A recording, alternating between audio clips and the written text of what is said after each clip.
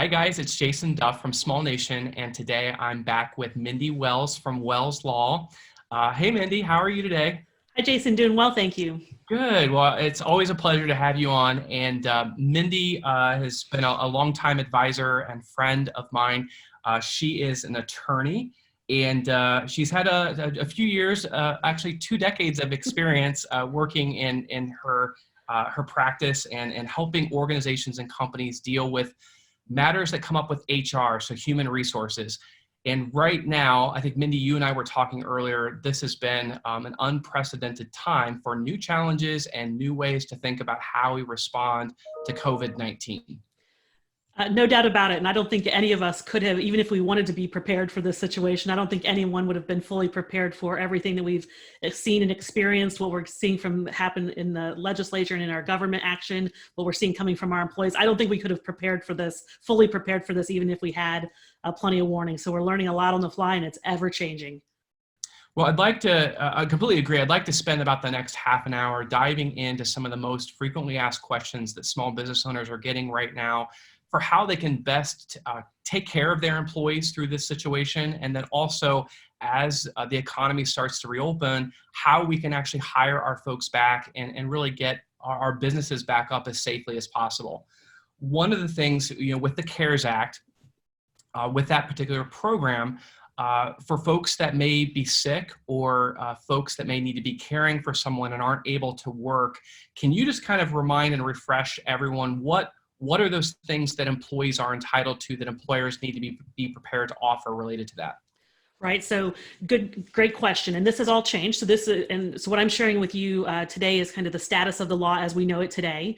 The Department of Labor is administering the Families First Coronavirus Response Act. So that's the law that contains two new versions of leave laws. So that's where we saw our emergency FMLA leave come into play there, and also our paid sick leave come into play. So that Families First Coronavirus Response Act contains two new leave types or modifications to the FMLA leave type that we're used to. And it applies to employers with less than 500 employees. So many businesses who thought, hey, I'm off the hook for FMLA, in the normal environment, yes, but under this temporary law, which went into effect April 1st, and it's in effect until December 31st, now is subject employers with less than 500 employees. So don't tune out when you just hear FMLA and think, I'm not big enough to mess with that.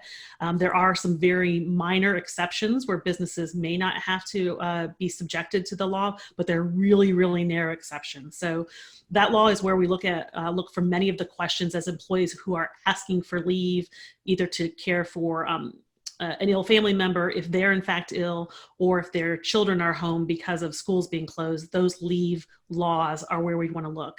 And then the CARES Act is where we saw some financial incentives. So that's where our financial relief came from. So we know that's provided those Paycheck Protection Act, Paycheck Protection Program monies, and also some additional unemployment monies came through there, and some loan monies as well. So we've got the leave law, and then we've got the financial relief CARES Act into play. Many people have furloughed their employees just because either the government has mandated their businesses closed, or there hasn't been the demand for their products or services. And those are painful decisions because many of our businesses, our employees are like our family. When you furlough those employees, a lot of folks have moved on to unemployment. If they were able to get unemployment or get through the hotline. I know that for a lot of folks, I was told that normally Ohio's unemployment has about 800 workers. And I think at the most recent press conference that the governor said that they're almost up to 12,000 employees trying to navigate and take applications and man the phone lines. What are you hearing? Are folks getting on unemployment right now, or are they really struggling to get through to get that access to unemployment? I'm definitely hearing the latter, that there's still quite a bit of struggle. There's a lag time. I've tried to counsel, my clients are employers, so I'm generally counseling the business, but I'm certainly hearing from friends and family members and from through the employers that there is definitely a lag time, and that they are starting to see the stimulus checks, the $1,200 drop in. I'm hearing more and more people saying those are being directly deposited. So although there's been what appears to be a little bit of a slower process on the unemployment side, they did at least are getting the stimulus checks out to folks. as a financial bridge. But I do think that there is definitely some lag time on the unemployment side. And with the new money that's coming through on the PPP program, there's an incentive for employers to get people back to work, right? Because that program is going to pay for part of a good chunk of your salaries and benefits. So I think what we'll actually see is employers begin to offer opportunities to get people back to work, and it may be happening before the unemployment even got the chance to kick in, or the check has been received. Very true. And for those employers that are still operating, or maybe they've been deemed an essential business, or they're kind of looking the next few weeks and having the chance to get back up and operating and open, what are some really basic things that they should have posted in their business or communications with their employees about best practices right now?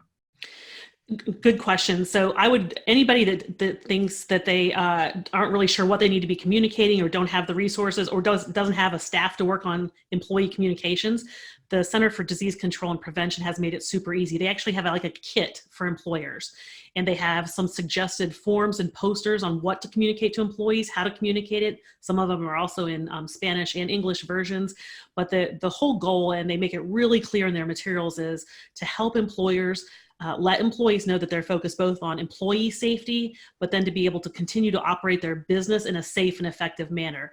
Because I think for some employees, they think the employers want to keep operating just for the bottom line, that it's all about padding their pocket and getting rich during this time. When in reality, it's in the best interest of the employee for the business to stay open, the community, the economy, the tax base. I mean, there's so many reasons to stay open, but from what I'm hearing from employers is that they're getting this pushback or feedback from employees that you only want to stay open to pad your pocket. It's purely a greedy decision, as opposed to, if we stay open, it benefits everybody, including the employees, for us to stay open. So communicating that we have a desire to remain open for a number of reasons, and if we've been deemed essential, here's why we're essential. Mm-hmm. But then secondarily, creating that environment where employees feel safe and confident coming to work. So that CDC guide for employers is great. They have posters. They actually have one poster where you can select from a number of drop downs on, here are all the things we're doing to keep our employees safe. Mm-hmm. Here are the things we're doing to keep our community safe. Mm-hmm. And they have 3 different like boxes, and it just creates a great, I think, visual for people to see, hey, look, we've thought about this. We are open because we could close. It's harder to stay open. And we've had to think through a number of different scenarios, keeping you safe, keeping our customers safe, keeping our suppliers safe. And we've thought through all of those things. We've thought through the options. And here's what we're doing. If we don't communicate to our staff, we can't expect them to feel safe and confident coming to work. So there's a significant amount of communication necessary, I think, for business leaders in communicating to employees the necessity and the desire to be open for a number of reasons to help support the economy and support their employees, and then what we're doing to create a safe and healthy work environment while we're staying open. Communication piece is huge. That's right. Communication is huge. And I know that we've been watching the updates coming from the governor's office, and then particularly also seeing a lot of things coming out of our local health departments, because the way that I understand the law, that the health director from the state level is issuing, these guidance, and the governor's kind of putting that out. But the end all be all is really that local health department's authority in enforcing those guidelines or amending those policies based on what's happening in that local community.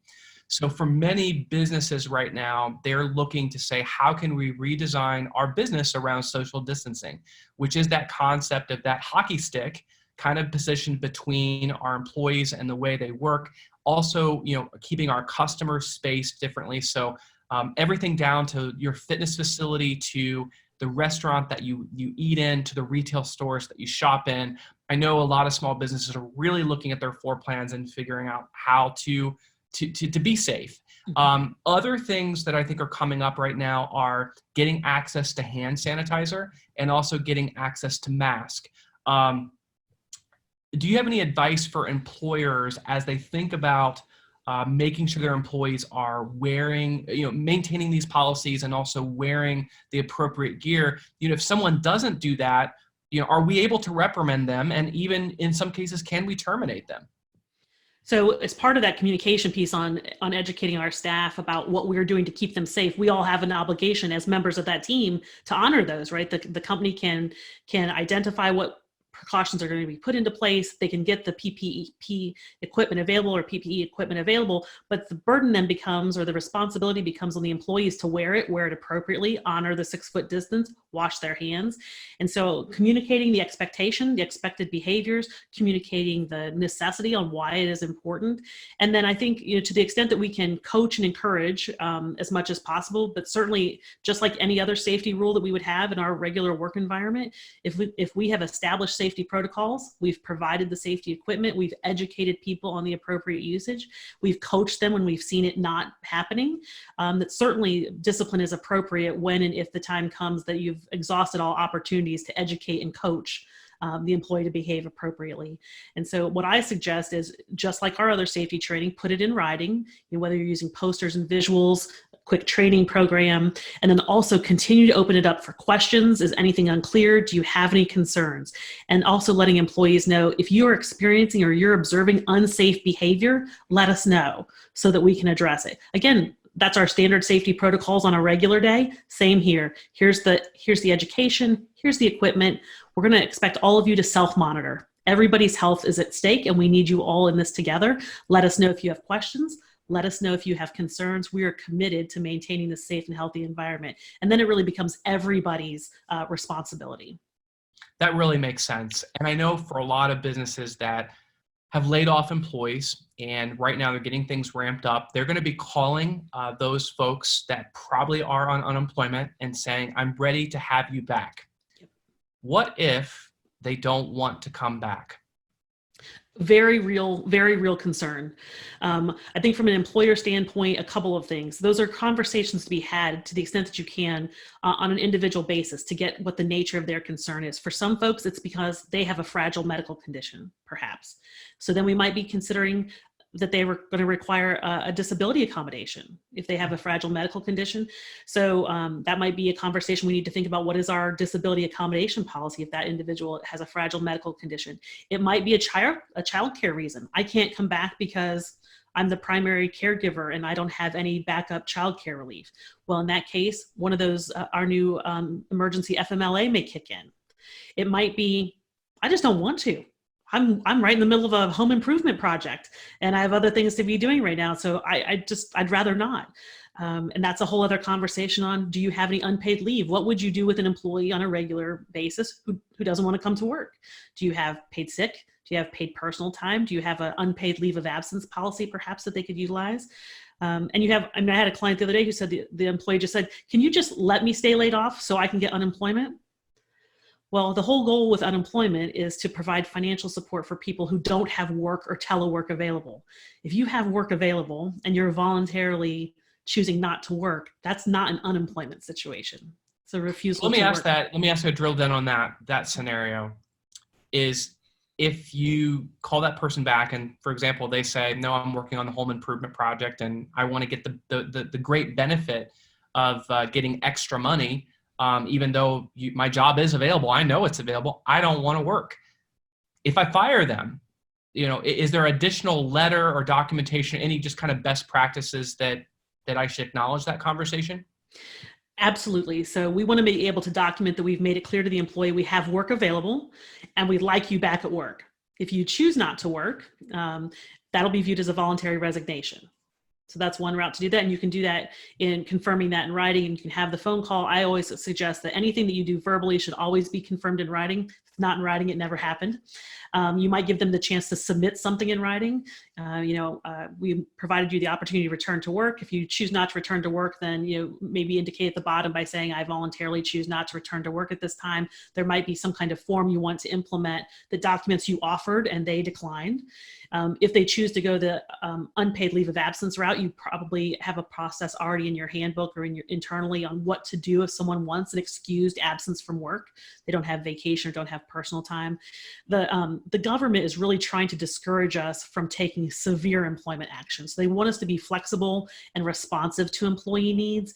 And so to the extent that they are expecting us to try to accommodate a number of unusual work requests or lack or desire not to work requests, and to minimize terminations if possible. That doesn't mean we have to absorb everybody who doesn't want to come to work, but I think to the extent you can say, well, how long might your home improvement project be lasting? We'd really like to get you back to work. Reminding them that refusal to return to work means you either request an unpaid leave of absence. What happens to your health insurance when you're on an unpaid leave of absence? Or the other option, refusal to return to work is a voluntary resignation. What happens to all your benefits when you voluntarily separate from the company? So sometimes talking to them about options and consequences will help reach a different decision, or at least they're educated in what decision they're making. What I would say is there's no perfect flow chart for if they say this, then this, because everybody's company policies are different. And every individual who's having that conversation with you has a different medical condition, different childcare responsibilities. And so it's a very tailored and personalized conversation when you have folks who don't want to return to work and different laws at play. Great. If you're a small business owner and you have a team of, let's say, 14 people, and someone gets sick in the workplace environment, they go get tested and they find out that they were COVID-19 positive. What are the immediate steps that you as a business owner should take? Great question. And I would mention that the Center for Disease Control has a great handout for this to guide employers through what to happen if someone is either suspected of or confirmed to have the virus. And it walks you through the conversation to have with that individual in particular. But then what do we do with as far as other folks in the work environment who have come into contact with that person? So they give you some suggested language on who to go back to. And I believe the language has something to do with folks who have had direct contact within 2 days prior to seeing symptoms. So they walk through on this checklist how to identify that immediate group of people and what to say and suggest to that group of people. We also want to be mindful that our medical privacy laws and we want to be confidential in how we handle these situations. So in most cases, we're not going to talk about the name of the individual who's affected, but we're going to say we have concern, we have reason to believe you may have been exposed, and this is what we would encourage you to do. The CDC website also has a self-checker tool. So the employees who have worked around that individual could go in and answer a handful of questions and kind of get a sense for themselves whether they are at risk or not. So that employer guide for the CDC gives you great feedback on what to do with those close in time employees, as well as the next circle out of what to do with their workspace and how to sanitize and maybe infuse greater air circulation. So they have suggestions on what to do with staff and what to do with the work environment if you have a potential infected individual. Great feedback on that. And I know right now for those essential workers that might be working in food service or they're working in retail, they are still on the front lines of this, just like healthcare workers. And what are ways to maybe provide incentives for those folks that are going the extra mile right now, and maybe for new people that are out of a job, healthy, ready, maybe looking for a different job, that they could maybe identify what else is out there for them? Right. There are some employers who are hiring right now, right? I mean, they need to bring on some staff because they're trying to maintain operations, or as you're saying, ramp back up for getting back into business. So I think there's a couple things. If you have existing employees that are being exposed frontline, so we see this with grocery, we see this with food service, finding ways to incentivize them. So oftentimes an employer's question is, what can I do when employees refuse to work? Well, in this situation, what we're getting the feedback from the government is try to avoid discipline if you can and find opportunities instead of using that stick to punish. Can you find a way to use a carrot to incentivize people to work? And so you can look at companies like Best Buy and Speedway because they've recently put out what they've done to incentivize frontline workers and even drivers and other people in their workforce to come to work. So some organizations have offered what they call hazard pay. We're going to take volunteers who are willing to go on the schedule, take a shift. And if you are willing to do that and we have the work available, we're going to adjust your compensation by a certain amount, whether that's dollars, whether that's a percentage amount, but offering some kind of hazard pay, realizing that those folks have other alternatives to to not be coming to work and they're making a choice to come to work, and we're going to find a way to reward that. So looking for volunteers when you can to go on the schedule, and then finding some ways to financially incentivize them. Then of course, talking to them about what we're doing for safety precautions. So while they're there, they do feel safe and confident in their work environment, and also communicating to them what you expect customers to do and teach them how to communicate with the customer on what they need to maintain. It's not easy for people to tell folks, you need to step back outside because we've hit our 10-person or our 6-person limit, or you need to stay behind that red line, or I'm sorry, I can't take your cash, I can only take credit card. So how, I think as a business leader or a manager, is to say to employees, you know, we're going to open these doors back up and your safety is paramount to us. So we want to keep customers at this distance. We want customers to do this. We want customers to do that. How can we educate customers? So you're seeing organizations put bright red tape around their concrete floor. Don't cross that line to get too close to our employees. They'll put signs up front that say, we have a limit of X. Please check in the window before you come in. So thinking about how can you educate the consumer too, the client or consumer, to protect your employees as well. And asking the employees to be a part of that process. What are your concerns? What are your fears? How can we help educate and protect you? Great questions.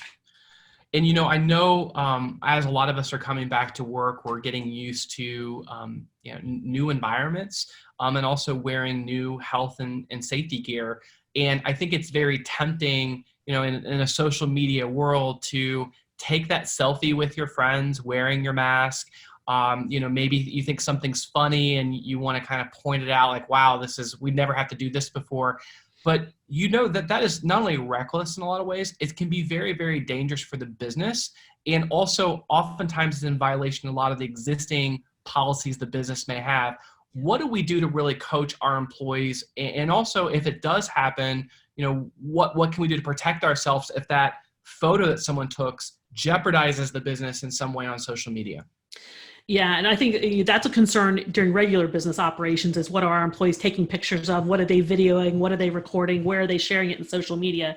So my hope is that many businesses will already have existing social media policies in place. And if they don't, they should. And if you do, now's the time to dust it off and just re-educate people about, we don't share pictures of our customers. We don't share pictures of our work environment on social media.